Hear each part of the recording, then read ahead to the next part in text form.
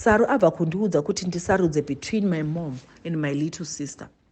Ndakagara pasi ndikafunga kuti zvese zvandakaita ndaida mari, saka ndongosiya here mari yacho yoenda ndofa hangu. Mumwe ukati usabvuma zvakadaro, beta ufe iwe. Ndakafonerwa naSaru akati handei kuJoni kunohodha, ndikati okay, asi panyaya wandiudza I'm not yet ready kutaura kuti ndokupa ani pavanhu wawandiudza. Akati it's okay, you have 3 days left kufunga. Ndakakwira bhazi naSaru paRoadport. Akati let's sit pamasiti akasiyana just in case unowana munhu wekuzojoinisa. Ndikati fine, ndinotodawo cause ina handina munhu wandati ndapinza in doesn't look good pamberi pachief. We have to bring more souls to him. Ndakakwira pangolini rangu, ndaenda kumusoro Ria double deck. Ndakagara ndaisa ma-earphone munzeve. Ndakatanga kunzwa song yekuti pandimire pakaoma apo baba. Pabva paita mumwe mukadzi, I think age yekuma40, aive wechikuru. Ndakamhoresana.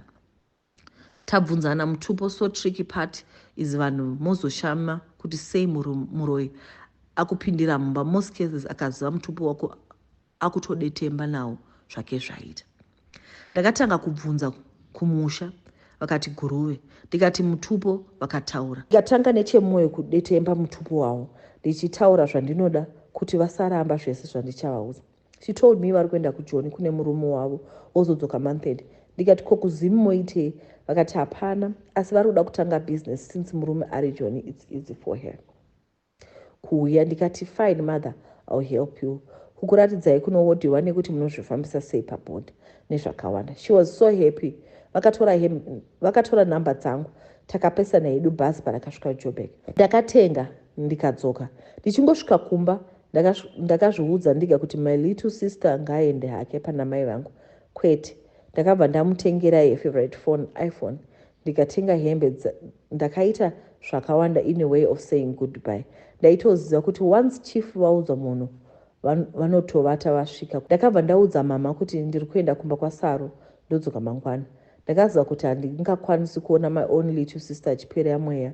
Ndakatozoshedza Saru kuti auye kuzonditora, kutotadza kudrive nekudedera. Ndakaenda kumba kwaSaru ndikawana dzimwe girls dziriko. Vakatoita party kufarira chipiriso. My little sister ndakaita manyoka mudumbu. Ndakarwara. Vamwe vakatoti ukudaro vangu baba hakuchina, vakaita accident ndokutofa kwavo. Vamwe vakati wangu brother achiko, akaita accident pabhazi akafa iyega. Zvakaoma zvandakanzwa. Vakabva vandiudza kuti sister yako achafa neaccident, hapana chimwe chichamuuraya. Ndakabva ndatoziva kuti semunhu anokwira makombi achienda kuchikoro anofa anytime.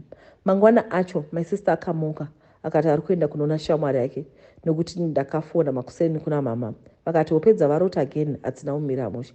Ndakavabvunza kuti ko mwana aripi? Vakati aenda kuZembe Park kwefriend yake. Yanga iri Saturday hayo. Ndikati okay, ndokuona indauya kumba manheru. Ndakakata phone dzanga dzauya kuma3. Ndikanzwa baba vafona, hana yangu ikarova. Ndakafonerwa nababa vangu, hana yangu ikarova because I knew something was wrong. Semunhu aive nemishini yake, vakangoti spe uripi? Ndikati ndichiri kwaSaru. Vakati kana zvichiita uya kumba now, like now. Ndikati why? Teti kwakanaka here? Havana kuzombopindura. Hey, vakakata phone. Ndakabva ndatoziva hana hangu kuti ndatouraisa mwana wamai vangu. Saru drove me kuenda kumba. Ndakawana mai vasipo pamba, pana baba chete.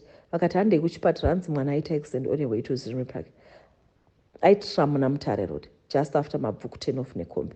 Ndakatanga kuungudza. Ndakashamba hangu, kuchema chaiko, kusvika kuhospital. Ndakawana achifemera kure kure, asi side rake kubva paWest kuenda kuChija nyama yese yanga yasara mutara pachionekwa bhonzo. Akangoita 20 minutes naye kabva atisiya.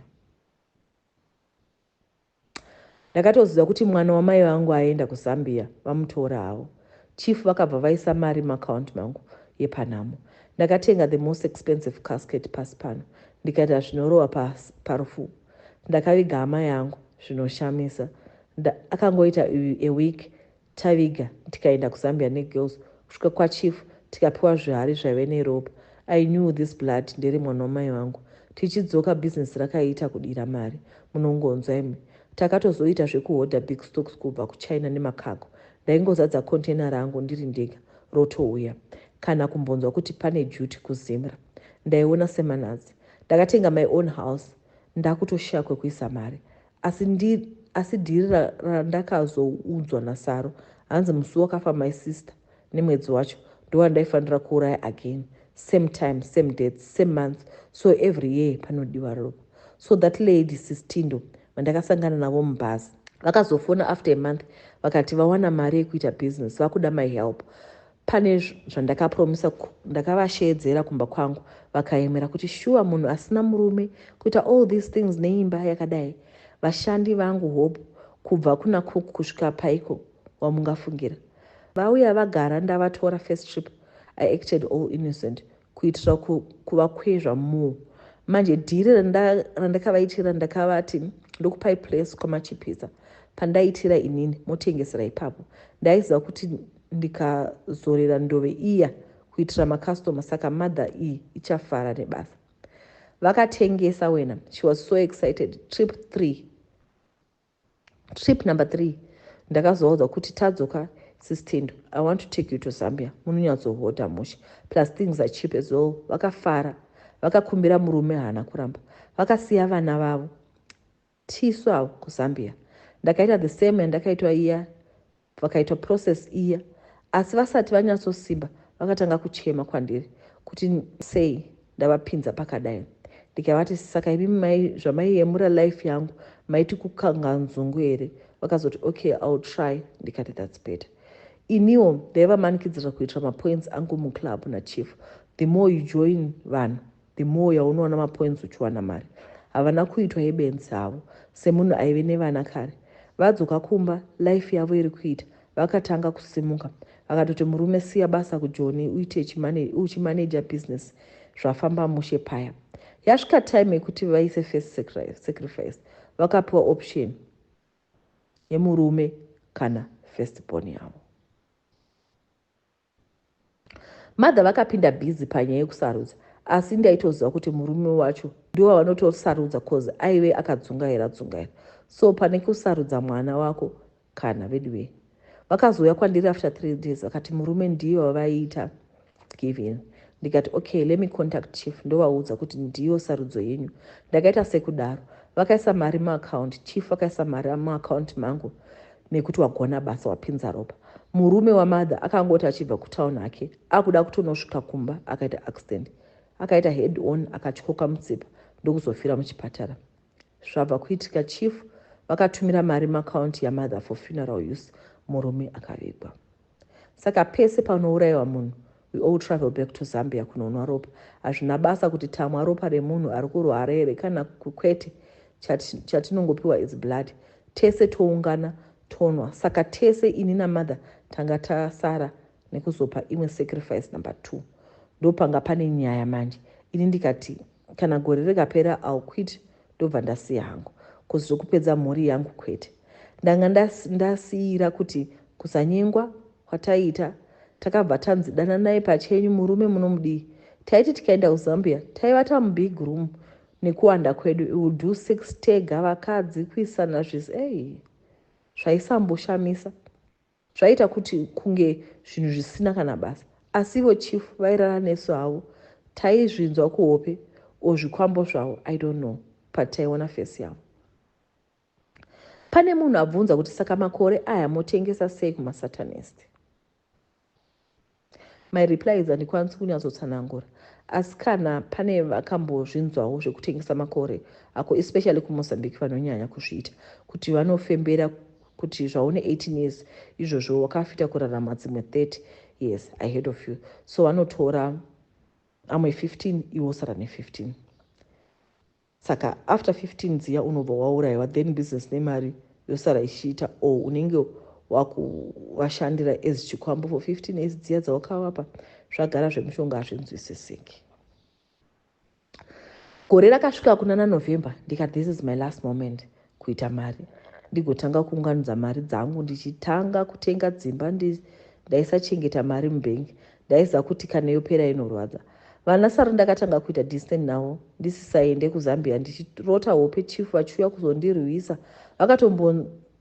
Vakatombondidzipira kuhope. Ndikaita ulaki rangu, mai vangu vanonamata, ndopa vakamuka vaita kunge vaona vision, ini ndichidzipa.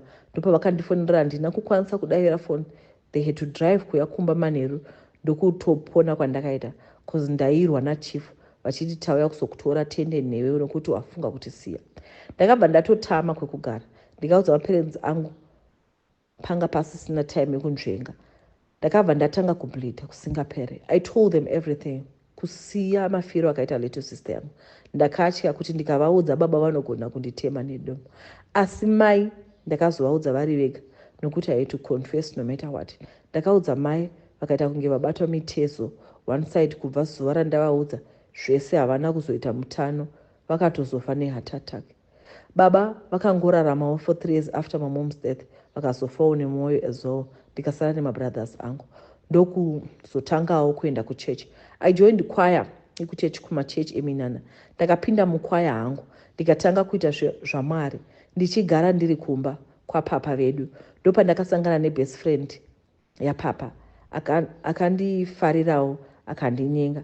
Ndo first time yangu kunyengwa kubva pana baba vaya vekuhighfield. Ndo first time ndikabvuma. I told him zvese ndikarega kumuudza zvekuraisa little sister yangu. Akandida ndakadaro. Akazoitawo mufundisi wewedded. Akazoita mufundisi wewedded yedu tikazorelocata. Takugara kuCanada. I'm now a full-time mufundisi.